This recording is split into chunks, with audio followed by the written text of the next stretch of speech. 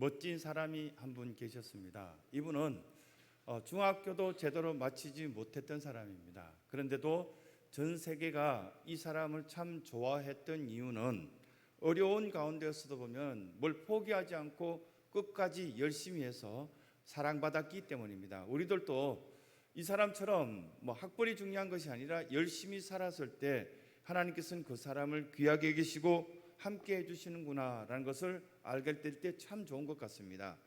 이 사람의 이름은 요기베라입니다. 야구를 좋아하신 분은 아실 겁니다. 뉴욕 양키즈 출신으로 포수 출신입니다. 포수 출신인데 얼마나 이렇게 포수가 투수를 잘 이끌어줬는지 이렇게 월드 시리즈에 보면 15번 이상 이 요기베라가 참여하고 또 많은 우승을 거뒀던 그런 어떤 전적이 있습니다. 그래서 요기즘이라는 어떤 단어를 만들어낼 정도로 이 사람이 만들어냈던 대표적인 이야기들이 수백 가지가 있습니다. 그 가운데 끝나기 전에는 끝난 것이 아니다. 이 국문학자들이 이 말은 틀린 말이다라고 그렇게 이야기합니다. 가만히 들어보면 이분이 말하는 것들 대부분 다 뭔가 문제가 있습니다. 이렇게 보면 국문학적으로나 어떻게 해석해서 볼 때는 앞뒤가 전혀 맞지 않는 내용 중이 참 많습니다. 갈림길이 나오면 그 길을 계속 가라. 이런 말들을 남겼고요. 이 요기즘이라는 어떤 그 사상과 유행하는 어떤 말들이 많이 나오자 최근에도 보면 아직 내 인생은 끝나지 않았다. 왜냐하면 출발하지 않았기 때문이다. 요즘 청년들이 하는 말들 가운데 한 가지입니다. 앞뒤 말이 맞지 않는다는 겁니다. 우리는 이렇게 열심히 노력해서 90%를 얻을 수 있다. 그리고 나머지 50%가 남았다. 그렇게 이야기를 하자 많은 사람들이 보면은 90%를 이렇게 우리가 타고난 어떤 재능이 있다면 나머지 10%지 어떻게 50%냐 이렇게 따졌을 때 이분은 대꾸도 하지 않았습니다. 그냥 열심히 살아갔던 멋진 모습이 있었는데 이렇게 보면은 수많은 사람들 앞에 얼마나 노력하고 애쓰는가 그 인생의 아름다운 모습을 보여주었던 것이 바로 요기베라라는 포수 출신의 멋진 야구 선수였습니다. 겨우 학벌이라고는 중학교 중퇴였지만 일평생 그들의 야구 선수로서 소원이었던 것이 월드 시리즈에 나가는 건데 월드 시리즈에 2번 나갔던 사람도 거의 없거든요. 근데 15번 이상 나가서 퍼펙트한 어떤 게임을 이끌어 나갔던 선수가 바로 요기베라였습니다. 그러다 보니 이 사람이 말하는 내용들이 멋진 내용들이 참 많아서 요기즘이라는 그런 어떤 말이 생길 정도로 탁월한 어떤 그의 이야기가 있었습니다. 그런데 이분이 이야기한 것을 설교 소드에 여러분들과 함께 나누려고 하는 이유가 뭐냐면 대부분의 사람들은 뭘 하나를 실패하면 인생이 실패했다라고 말한다는 겁니다.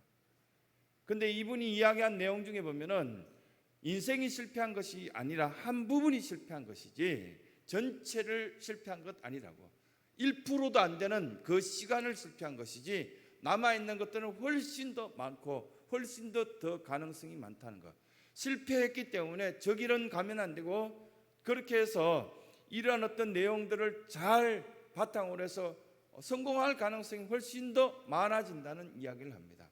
오늘 이렇게 보면은 장로님이 대표기도한 내용 가운데 보면 신앙의 건육을 이야기한 것이 있는데 신앙의 건육 중에 한 부분은 반드시 한 부분이 실패하고 단련되었을 때만 근육이 생긴다는 겁니다. 운동을 해보신 분들은 많은 것들을 체험하는데 그 가운데 때로는 근육통이 일어나고 그것을 이겨냈을 때만 반드시 그 근육이 발달되고 그 부분이 훨씬 더 건강해지는 것들을 체험하고 있지 않겠습니까? 어떤 일을 실패하면 모든 것이 실패하는 것이 아니라 경험하였다, 근육이 생긴다, 신앙적 근육이 우리에게 찾아오는구나 라는 생각을 가지라는 겁니다. 코로나 사태 이것보다 심한 것 있겠죠. 그런데 우리의 인생들을 쭉 볼 때 망했다 끝장났다 할 때 IMF 때도 많은 사람들이 살아남고 오히려 성전에 수많은 사람들이 돌아와서 기도하기 힘쓰고 금요 기도회가 더 풍성해졌던 것을 우리는 1997년도 그 이후에 있는 모든 사람들을 두고 우리는 확인할 수 있었습니다. 우리의 약함은 신앙의 재료입니다. 약하기 때문에 기도하는 시간들이 늘어나고 약하기 때문에 더욱 찬양하기에 기쁨을 누립니다. 때로는 찬양하다가 감정이 복받쳐 오를 때 너무너무 외롭고 힘들 때 아닙니까? 너무 외롭고 힘들어서 찬양하는 그 순간 성령님께서 만져주신 것을 경험하며 눈물을 흘릴 때도 있는 우리의 모습을 발견합니다. 약함이 바로 이 성령의 어떤 역사 속의 신앙의 재료구나라는 것들을 알게 되는 것이죠. 하나님께서는 우리에게 이 말씀, 겨우 5절밖에 안 되는 이 말씀을 통하여서 이렇게 말씀합니다. 내가 너를 단련하고 있다. 그것을 기억하라. 그렇게 말씀합니다. 하나님의 단련하심이 있기 때문에 우리는 조금씩 나아져가는 겁니다. 여기서 포기하거나 외면하거나 돌아 눕게 된다면 모든 것을 잃어버리게 되겠지만, 하나님을 향하여서 단련되어져 나가는 우리의 모습들을 기억하게 된다면 우리는 반드시 하나님께서 보실 때도 복 있는 자로 세워지게 되는 것을 말씀 가운데 교훈하십니다. 그래서 구절을 통하여서 이렇게 신앙인으로서 고백하는 내용이 나옵니다. 구절을 보시기 바랍니다. 그는 우리의 영혼을 살려두시고 우리의 실족함을 허락하지 아니하시는 주시로다. 여러분 말씀 속에 은혜 입으려고 이 자리에 있는 것으로 저는 알고 있습니다. 이 말씀이 여러분 심령 속에 박혀서 우리의 영혼을 살리시려고 하나님께서는 나에게 찾아오셔서 지금 실족지 않게 만드시려고 나에게 말씀 주시는구나, 나는 아멘으로 하답합니다. 이런 고백이 있어야 된다는 것입니다. 여기서 실족함이라는 건 언제 여러분들이 실족합니까? 미끄러졌을 때 아닙니까? 그래서 이렇게 제 어릴 때도 보면은 이맘때 정도 되면 어른들끼리 이렇게 집 앞에서 더위 때문에 마루에 나오셔서 동네 어른들끼리 쭉 앉아서 이야기하는 가운데 걔 중학교에서 고등학교 가는데 미끄러졌어요. 이렇게 이야기하더라고요.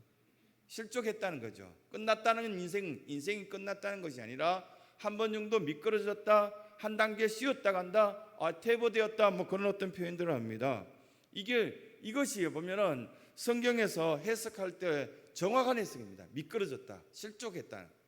실제 원어적으로 영어 성경적으로 보면 실족함을 허락지 아니하신다는 그 말씀이 못라는 단어로 이게 표현되어 있습니다. 실제 우리가 이렇게 하나님을 제대로 믿었을 때 미끄러지지 않게끔, 넘어지지 않게끔, 실족하지 않게끔 내가 붙잡고 있다. 이 말씀 지금 우리에게 해주시는 거거든요. 예배를 드리고 하나님 앞에 찬양하고 하나님을 뵙고 이제 돌아갈 때 그 미끄러짐을 허락지 않으시고 실족하지 않게끔 하나님께서는 우리를 붙잡고 계신다는 사실을 다시금 확인시키는 그 현장이 바로 이 예배의 현장이라는 사실입니다. 10절에 우리에게 시험이 있다 이렇게 이야기하는데, 시험은 크게 두 가지죠. 하나님 주시는 시험과 그리고 또한 마귀가 주는 시험. 이건 우리가 상식적으로 알고 있는 겁니다. 하나님께서 주시는 시험은 테스트라 그럽니다. 성장이 있기 때문입니다. 요셉이 시험 받았을 때 그는 총리 대신이 되기까지 많은 어떤 성장의 과정을 겪었습니다. 이걸 테스트라 그러죠. 그리고 또 보면 에스더가 자기 민족들 전체를 살리기 위해서 죽으면 죽으리다라고 고백하고 나아갔을 때 하나님께서는 그 길을 열어주셨던 테스트가 있었습니다. 신앙의 고백, 너가 이 때를 위함이 아닌지 누가 알겠느냐라고 에스더 4장 14절에 말씀하는 것처럼 에스더를 테스트하여서 믿음의 반열에 세우고 에스더로 통해서 많은 사람들이 복을 얻게 만드신 것을 볼 수 있습니다. 반면에 마귀들이 장난치는 거 있지 않습니까? 마태복음 4장에 나오는 거, 나한테 절 한번 해봐. 그러면 저 멀리까지 보이는 이 땅 전체 줄게.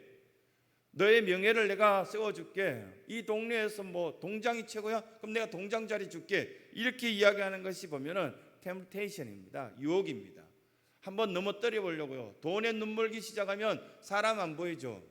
정치에 휩쓸려 시작하면 양심이 마비될 가능성도 있습니다. 진영 논리로 가기 때문입니다. 그런데 우리는 성경 말씀에 살아있는 우리의 양심을 가질 때 그거 견뎌낼 수 있거든요. 돈을 사랑함이 일만하게 뿌리라 그랬는데 돈에 눈물기 시작하면 형제가 보이던가요? 심지어 부모까지 버리기도 하잖아요. 그런데 그것이 바로 유혹입니다. 그런데 그 유혹에 넘어가지 않고 우리가 시험 속에 하나님 앞에 그 테스트를 받고 요셉처럼 세움받게 된다면 반드시 아무것도 아닌 존재도 목동도 왕이 될 수도 있고요, 아무 존재가 아닌 그냥 뽕나무 치던 사람들도 하나님의 선지자로서 쓰임받을 수 있는 복된 길이 열린다. 이것이 성경이 우리에게 계속 가르쳐주는 내용입니다. 요즘 이렇게 새벽마다 신명기 말씀을 새벽 예배에 조금씩 늘어나서 한 20분 정도 나오시던데요. 그분들과 이렇게 말씀을 나누면서 제가 먼저 은혜를 입는 건 뭐냐면은 계속적으로 하나님께서 반복해서 말씀하신 것이 기억하라, 언약을 기억하라, 약속을 기억하라, 믿고 확신하라고. 또 이렇게 이 예배를 마치고 세상으로 나가면, 집으로 가면, 또 직장으로 가면 또 흔들릴 거다고. 근데 그 다음 날 또 새벽에 이 성전에 찾아오면 그 마음을 또 만져주시고 붙잡아 주십니다. 약속을 확신하라고, 언약을 믿으라고, 그거 흔들리지 말라고. 그러면 너가 준비한 그 그릇에는 성령님께서 반드시 채워주실 것이다. 이걸 계속 말씀 가운데 교훈하십니다. 그런다면 우리에게 단련한다는 것은 어떤 단련이 있을까? 이 말씀을 붙잡고 이렇게 생각해 보면, 묵상해 보면 이런 생각이 나옵니다.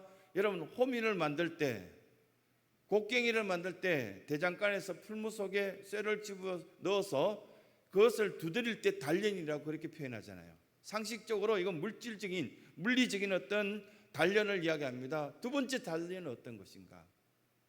초등학교 때 받는 시험이 다르고요, 고등학생 때 사춘기를 넘어서 고등학생 때 받는 어떤 마음의 단련이 다릅니다. 이제 군에 갔다 온 청년들이 이제 뭘 해먹고 살까 막 고민할 때 그 마음의 단련은 그냥 그 전에, 군에 가기 전에 아이들이 겪는 고민하고 수준이 아예 달라요.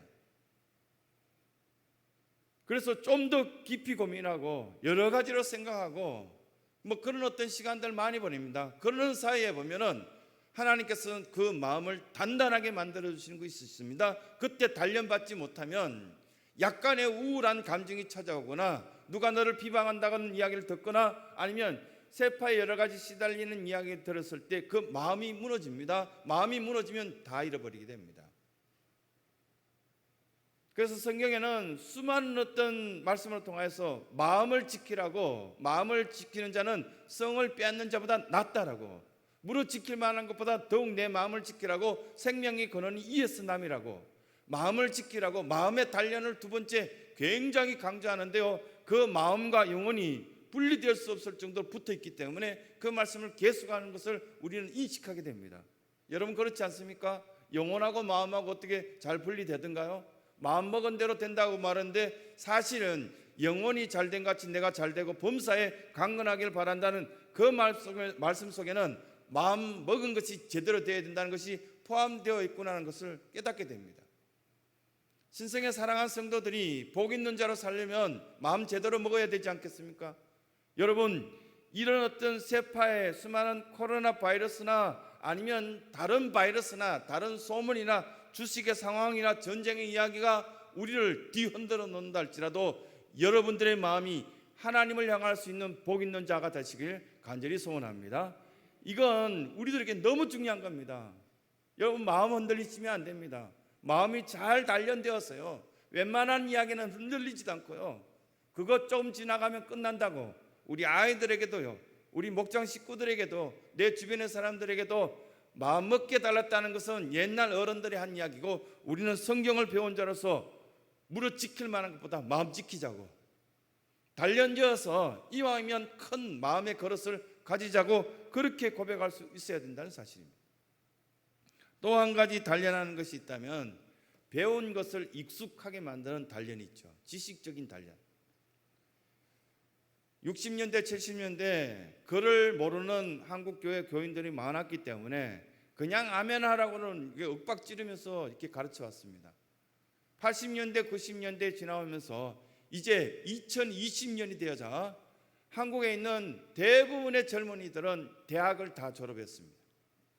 이런 민족이 없을 만큼 많은 것을 배웠습니다. 그런데 학교 다닐 때 중간고사 끝나고 학기 말이 딱 끝나면 끝입니다. 자기 전공에 대해서도 기억나는 게 없습니다. 우리의 전공은 성경입니다. 뭘 결정할 때 우리는 성경에 의해서 결정합니다. 우리가 배운 지식은 성경입니다.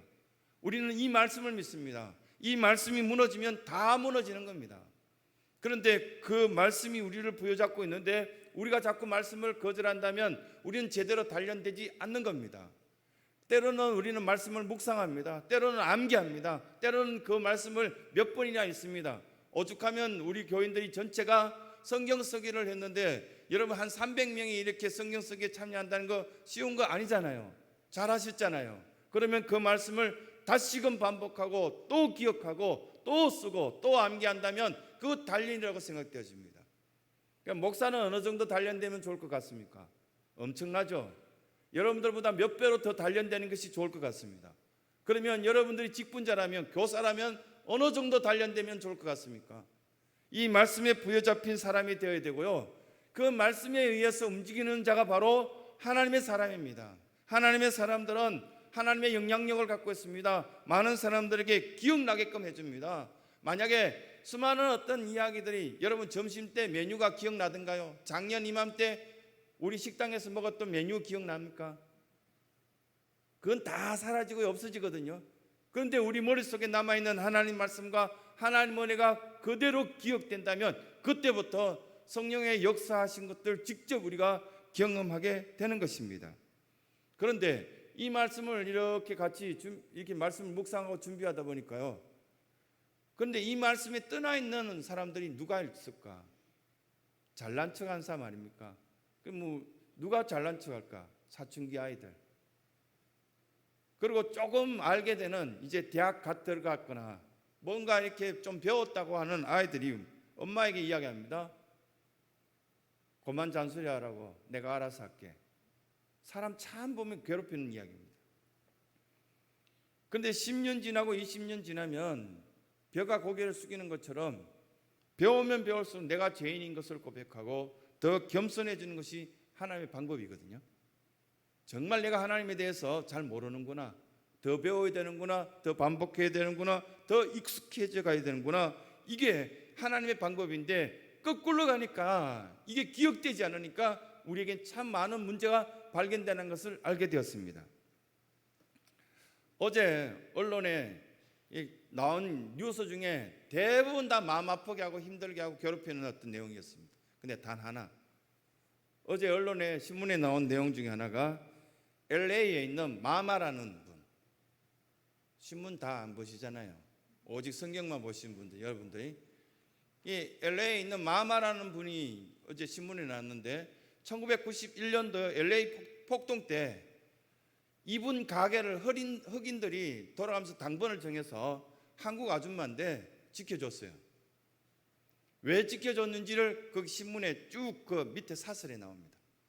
그게 뭐라고 나오냐면은, 하루는 자기가 이렇게 한국에 살다가 다 정리해서 미국에 들어가서 조그마한 가게, 식료품 가게를 하기 시작했는데, 그게 찾아오는 사람들이 보면은 참 어려운 사람들도 많이 오고, 그렇게 해서 그 사람들을 도와주고 싶은 마음이 생겨서, 우리 한국 사람들은 정이 많고 척은지심이 강한 사람들입니다. 한 흑인 아줌마가, 이렇게 젊은 아줌마가 우유 앞에서 이렇게 우유를 살까 말까 머뭇거리고요, 그렇게 있는 것을 보고 돈이 없구나라는 것을 알게 되고, 이분이, 이 가게 주인이 그 흑인 젊은 여자분에게 귀에다가 이렇게 대고 다음에 돈을 갖다 주면 돼. 그러고 난 뒤에 그 여자 흑인 그 가방 안에다가 우유하고 기저귀를 집어넣어 줬답니다. 또 한 사람은 젊은이가 집에서도 막 혼나고 이렇게 흑인 청년이 하나 뚝 들어오더니 맥주 한 캔을 훔쳐서 막 도망가더랍니다. 따라 나가서 뛰지 말라고, 뛰면 넘어진다고, 다친다고, 그냥 가라고 그렇게 막 소리치니까요, 청년이 집에서는 자기 아빠 엄마가 늘 혼내고 때리고 막 그렇게 하는데, 이 가게 오면은 자기가 물건을 훔쳐간지 알면서도 따뜻하게 대해주는 그 아줌마가 자기 볼 때는 마마, mother, 엄마처럼 보이기 시작했는 겁니다. 그것뿐만 아니라 어렵고 힘들 때 이 가게 오면은 미소 지어주며 아주 따뜻하게 돌봐주었던 여러 사람들이 있었다는 겁니다. 그런데 LA 폭동 때도 이 가게를 흑인들이 돌아가면서 당번을 정해서, 여러분들 뉴스에 보면은 그 옥상 위에 총 들고 막 지켜주는 것도 모습들이 뉴스에 나왔을 거예요. 그러고 난 뒤에 7년이 지났는데 어느 날 그 가게에 또 강도가 들어와가지고 총으로 그 아줌마를 쏴서 그 자리에서 죽게 되었습니다. 그랬을 때 심지어는 LA 갱단들이 자기 엄마를 죽였다고, 반드시 우리가 찾아내겠다고 근데 어제 뉴스에 찾아냈다고. 그 모습을 보면서 흑인들이 대부분 우리 동양계 사람들 싫어하고 미워하는데요, 자기들의 마마라고, 엄마라고 그게 언론을 표현하고, 그들을 사랑하고 자기들은 존경한다고, 자기들 어떻게 되는지 안다고. 근데 그 이야기 속에 자기들이 어려움이 있고 시련이 있을 때 그분이 자기들을 사랑한다는 걸 우리는 기억하고 있다고. 하나님 여러분들을 기억하고 있는데 우리는 사춘기 아이들 같지 않나요? 때로는. 왜 우리를 단련시키시고 제대로 하나님의 사람 만들고 싶어하면서 하나님의 일꾼으로 세우고 싶어하는 그 하나님을 거절하고 외면한다면 우리는 어느 길로 갈까요? 지금 언론이 모든 쪽에서 교회라고만 이야기하면요, 막 욕하고 비방하잖아요. 우리 교인 가게에 지난주에 신방을 제가 잠깐 가서 기도해주고 돌아 나오는데 이렇게 이야기하더라고요. 그 집사님이, 목사님 제가 교회 다닌다 그러니까, 아 교회 다니세요? 그렇게 말하더니 다음부터는 이 가게 안 올 거예요. 그렇게 말하더래요. 그렇게 말하는데 제가 어떻게 교회 가겠어요? 이렇게 이야기하시길래 많이 힘드시겠어요. 이럴수록 우리는 마음을 지켜야 되고 하나님의 그 사랑을 기억해야 됩니다. 하나님의 그 언약을 기억해야 됩니다. 이런 말씀을 나눴습니다. 또 우리에게 어떤 이 본문 속에 메시지로 통해서 교훈 주시냐면은 무릎 꿇는 거 부끄러워하거나 두려워하지 말라고 말씀합니다. 다니엘을 보면은 자기가 하나님을 믿는 이 믿음을 지키기 위해서 무릎 꿇는 것 두려워하지 않았습니다. 부끄러워하지 않았습니다. 내가 예수 믿는 사람으로 신성교회 집사라는 것 전혀 부끄러워할 필요가 없겠다. 그 말씀을 해주시는 겁니다. 당당하라고요. 문제가 생기면 어떻게 반응하느냐가 그분의 인격이 됩니다. 문제가 생기면 신앙의 반응을 제대로 해야 되는데 믿음의 반응은 어떤 것이 있을까? 우리가 읽었던 9절 말씀에 나오지 않은 바로 위에 8절에 보면 이렇게 나옵니다. 만민들아 우리 하나님을 송축하며, 이 송축이라는 단어를 한번 찾아봤더니 베레크, 이게 무릎 꿇는다는 단어거든요.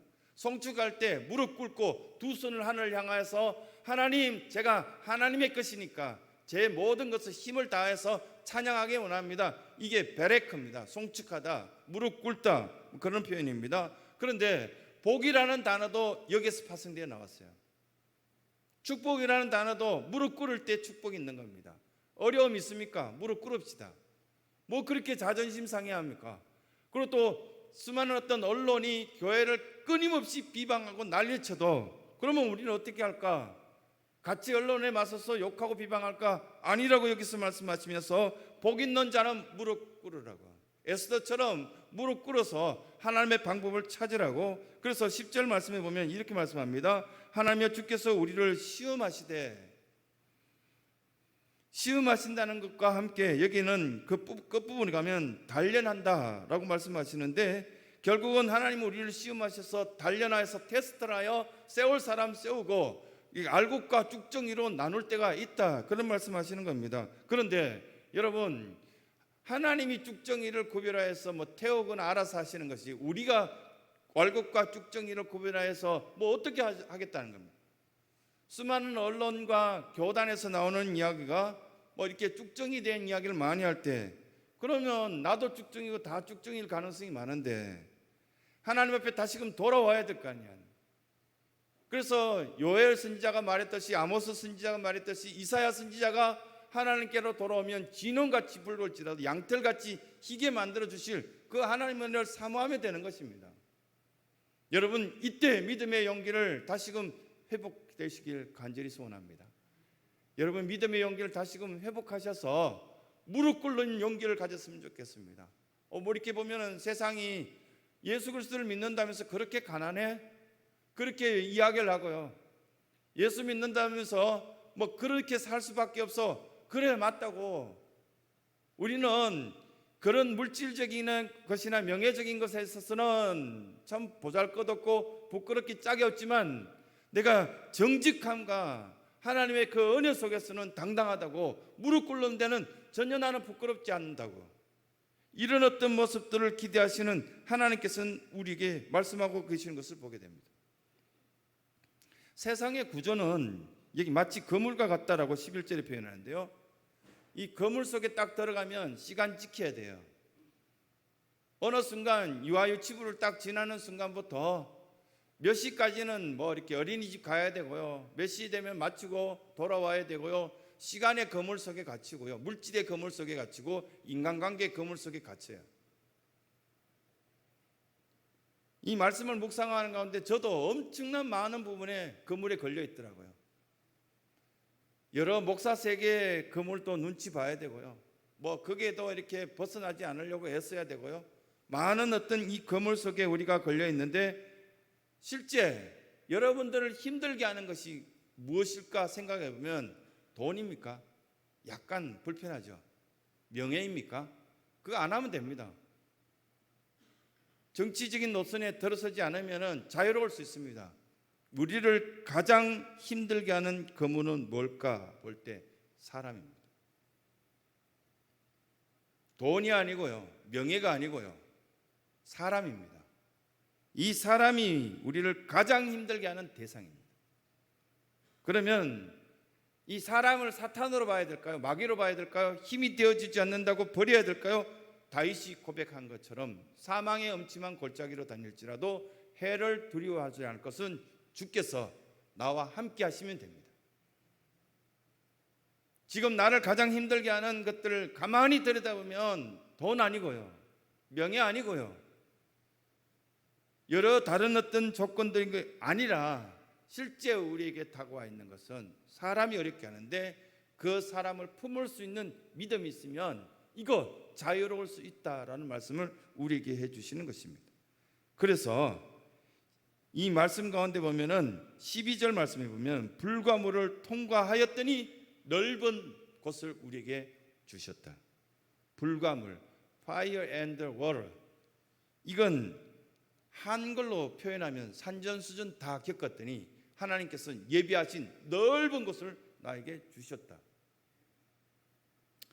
사람들이 우리 머리를 타고 가게 하셨다. 옛날에 이렇게 보면 고대에서는 전쟁하거나 무슨 게임을 해서 이긴 팀이 이렇게 진 팀이 위에다가 머리 위에다가 올라타고 가고 뭐 그렇게 했던 거. 우리는 어떻게 했습니까? 가위바위보에서 지면은 업어줬죠. 그걸 이야기를 지금 여기서 하는데 그와 똑같이 세상 사람들이 우리를 이겨서 우리를 올라타려고 할 때 하나님께서는 그대로 보고 계시는 것이 아니라 우리가 승리하여서 그들 위해 지금은 약하지만 하나님께서 세워주실 때 그 위에 올라탈 수 있는 길들이 넓은 길들이 열려지게 될 것이다 말씀으로 교훈하시는 겁니다. 우리 그 한국 사람들은 관광 가면은 남는 게 사진밖에 없다고 목숨 걸고 사진 찍잖아요. 나이아가라 폭포 앞에 가면 그렇게 한국 사람들이 막 떨어져 죽는 사람까지 작년에 뉴스에 많이 나왔잖아요. 기억이 절대 없다 할 줄 알아요. 제가 알고 있기 때문에. 그 나이아가라 폭포 앞에서도 막 그 보면 좀 더 위험한 곳까지 가서 셀카를 찍고 막 그러다가 떨어지기도 하고 막 그렇게 하시는 분들이 있답니다. 또 거기 보면은 한라산에 올라갔을 때도 보면 거기 보면은 뭐 백록담 안에 들어가 있는 물을 직접 먹어봐야 돼 그러고 가서 드시는 분들도 있고요. 백두산에 가서도 그러시고요. 하여튼 직접 맛을 봐야 돼요. 우리 민족성은. 나이아가라 폭포에 가서도 이렇게 손으로 물을 딱 떠서 먹어보고 짠지 뭐 이렇게 물 맛을 본다고 합니다. 한국 사람들. 그러니까 거기에 보면은 그 근접하지 마시오, 물 먹지 마시오, 뭐 이렇게 써놔도 심지어는 한국말로도요 낙수 금지 뭐 이렇게 써놓은 데 많더라고요. 여기도 보면 포이전이라는 글이 딱 써붙여 있으니까요. 자기 처음 모르고 물을 딱 떠먹고 딱 돌아보니까 포이전, 독약, 극약 이렇게 써 있어요. 갑자기 배가 아프고 토할 것 같고 그래서 막 살려달라고 내가 이렇게 독극물을 먹었다고. 그래서 병원에 그 같이 관광 갔던 사람들이 막 옮겨서 병실에 누이고 그렇게 의사가 와서 당신 뭐 먹었어요? 나이아가라 폭포에서 물을 떠먹었는데 내가 떠먹었던 그 물이 포이전이라고 독약이라고 써 있더라고. 그래 의사가 껄껄 웃으면서 이렇게 불어를 하시는 분들이 많아서 거기에 보면은 낚시 금지라고 포이전이란 불어로서 붙여놨더니 당신이 그거 물을 마시고 하는데 독극물이라고 난리친 거다고 그렇게 말하자마자 갑자기 아무것도 아닌 것처럼 낫더랍니다. 안 아프더랍니다. 뭘 이야기하려고 말씀드리냐면은 성경을 제대로 알지 못하고 하나님의 뜻을 기억하지 못하니까요. 우리들 생각대로 하나님의 그 뜻을 왜곡하거나 그렇게 이해할 때가 많습니다. 하나님은 여러분들을 사랑하십니다. 그 언약을 지키고 기억할 때 하나님의 방법으로 여러분들을 이끌어 가시기 원하십니다. 그 하나님의 방법과 말씀에 순응하시고 순복하시고 그 말씀을 기억하셔서 복 있는 자로 세워주시고 우리를 위협하는 수많은 것들이 있다 할지라도 하나님은 나의 편이라는 사실을 기억할 수 있는 믿음의 백성들이 다 되시길 간절히 소원합니다.